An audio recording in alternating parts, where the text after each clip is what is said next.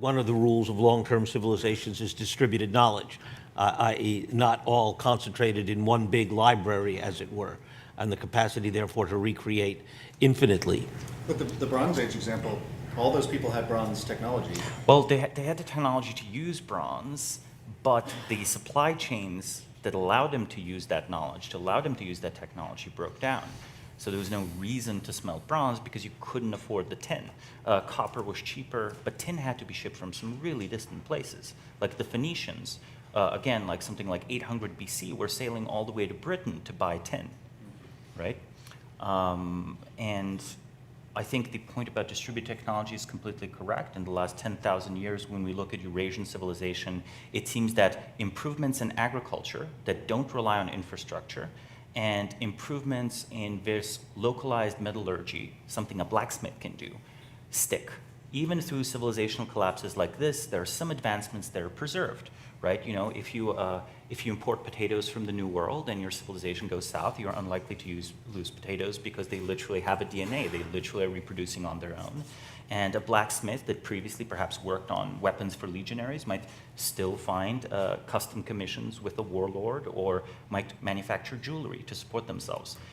They have a kind of packet of knowledge that can live in many, many niches. Now, the interesting thing here, though, is like, you know, chip fabs, they need huge economies of scale. How do you decentralize something that requires economies of scale? There's an interesting contradiction in the industrial age. We can distribute the products massively, but we haven't really distributed the means to produce the products massively. Scale, living at scale, it means you are centralizing things. So here's where I'm a little bit of a contrarian. I think Silicon Valley has centralized rather than decentralized society so far on net.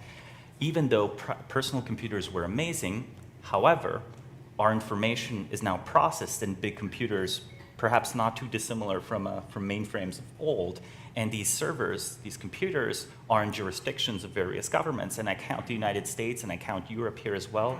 If you've traveled to Germany recently, try to access an American website, you might be under the impression that the German government has gone to war with the internet. A lot of American sites are blocked.